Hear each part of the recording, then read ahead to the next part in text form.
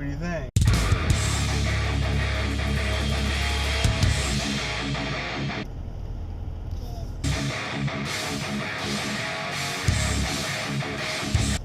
Good. Morning, everybody. It's Sunday, January 30th, 2017, and about to go ahead and do an engagement photo shoot. We got snow. It's currently snowing. We got a crow up in that tree, and let's look for some victory. Hey, buddy. Nice. Luke just asked me if I had any snacks. It's like a Kit Kat or something. Look at that. Boom. Kit Kat right there. All right. Yeah, so we're happy. We're gonna go get some more caffeine. We are headed to the photo shoot. So the photo shoot was supposed to happen at 11. They canceled like within an hour before the shoot, and just said that the guy wasn't. Yeah, they said the guy wasn't feeling good or something. So probably was hungover. What do you think? Yeah, too many Kit Kats. And so what we're doing now is we told them we're not available for what, like a month, and I forgot, but the bride is pregnant, so they wanted to do these pictures today before they have the baby and all that type of stuff. And she's like, well, if we don't do it today, we're gonna have to basically do it after we have the baby in April or something. So anyway, we told her like we got stuff going on, we're busy, so yeah, so they pushed through it, and now we're doing it today, I guess, at 12:30. So better late than never. And look at this wind here. Look at that flag over there. Wow, it's snowing. 27 degrees. Yeah. All right. Look at this wind. You know what they call the wind? You know what they call the wind? They call the wind Mariah, Mariah, Mariah. Yada, yada, yada. Todd. Ooh. Luke opened up his vape vents on his pants, so we're good now. Oh, put your right foot a little more forward. Forward. There you go. Or like next to her foot, next to her toes. Alright, we are on a bridge here. In the winter, 30-mile-an-hour winds. Woo! There's people ice skating over there. Alright, here we are behind the scenes. Luke Strothman Photography. Macro shots here. How you feeling about this? How you feeling about this, buddy? Good, buddy. Alright, good, buddy. Alright, so we got our shoot done. I don't know if I mentioned the backstory, but the shoot was supposed to happen at 11. My buddy Luke confirmed it at like 10, or I'm sorry, at like 9 or something. I got here 9:30, 10, and an hour before the shoot, the woman messaged and said, oh, my fiance's not feeling good. The guy wasn't feeling good, so you know, we didn't know what was going on, and we're like, well, she's like, well, you know, if we can't do it today, can we do it, or like do it now, can we do it later, if he's feeling better later?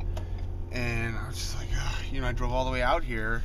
I didn't want to spend all day out here, which I kind of just did now. But it's okay. So anyway, we messaged back, and we ended up doing the shoot at 12:30 instead of 11. And it worked out really well. Like, Luke and I just wanted to get it done, and the bride is pregnant, so she wanted to get these done so they can send out the save the date photos before, well, soon. But you know, I told them our next availability is like in like 4 weeks, 4 weeks from today.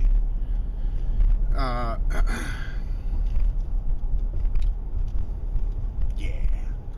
So anyway, I'm tired. Gonna go home, take a nap, and then spend some time working on the car tonight. Gonna try to get the old turbos, or the new turbos, bolted up to the old engine. While all of that knowledge is still fresh in my head or whatever from removing the old ones yesterday. The longer I wait, the more shit I'm gonna forget, you know. So that's one of the big steps, was to get the turbos replaced or swapped. The other big step was the torque converter, so that's done. And what else? If I can get the turbos done tonight, then that leaves power steering pump and valve cover gaskets. And I still have a coolant leak that I gotta fix. So the coolant leak issue, that sucked because that was it's leaking, I believe, behind my timing belt. So to get to that, or get to the gasket that I believe is leaking, I have to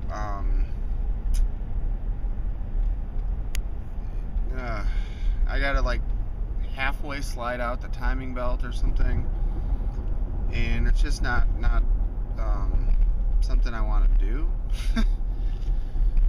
But it's leaking pretty bad. The coolant leak is pretty bad. When I installed the part with that particular gasket, I had a feeling, I was like, I had a feeling like I was gonna have some issues or whatever. I basically didn't know what I was doing. I still don't know like the right way to do it. So when I get it apart, I'm gonna ask some questions to some, you know, other people that have the same car and work on them and stuff, and say, you know, like, what's the secret? Because I don't want to do this again. That's not so bad. I could almost do the coolant thing when the engine and trans are back in the car.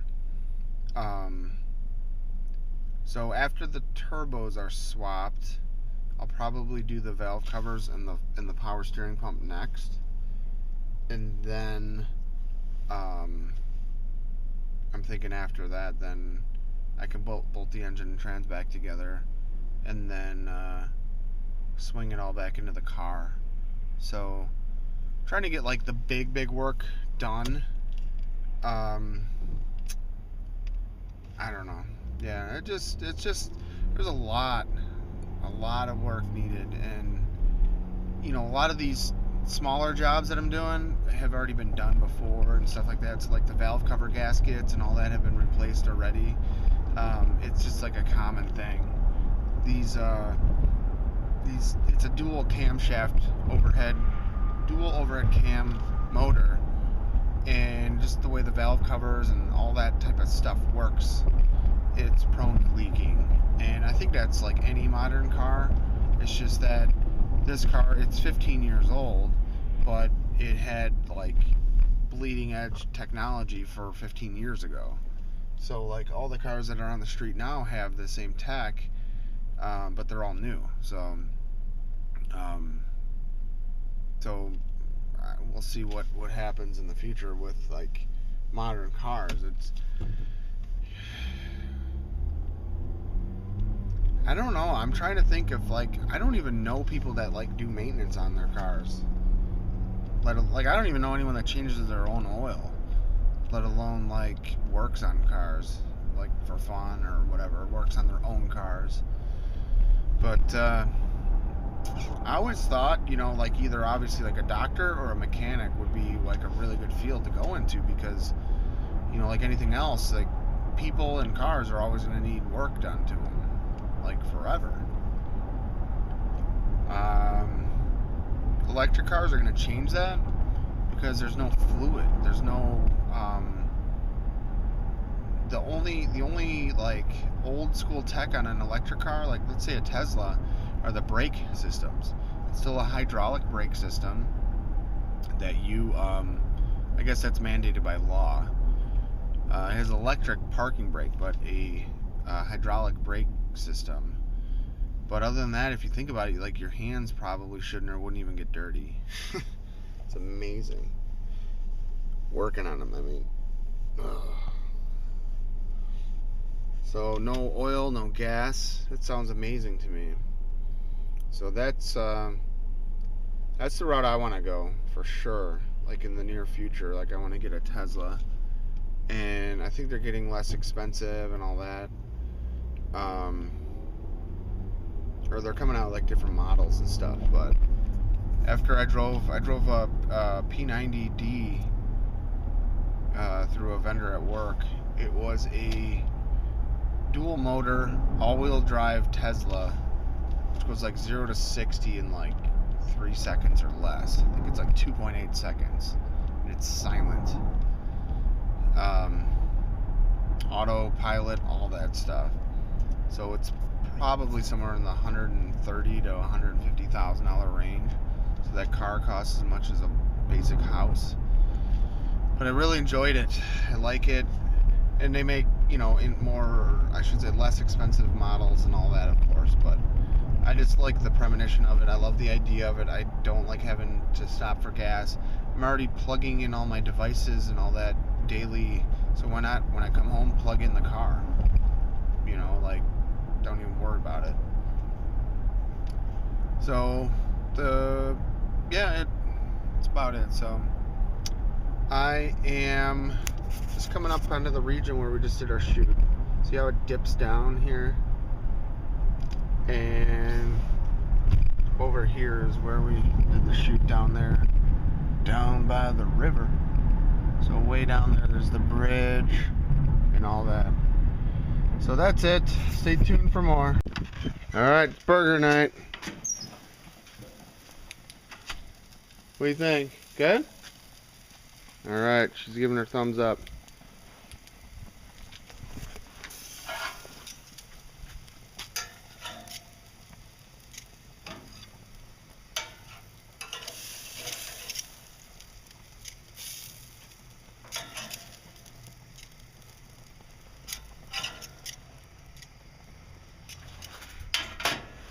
These are burgers that were already frozen, or came frozen, and then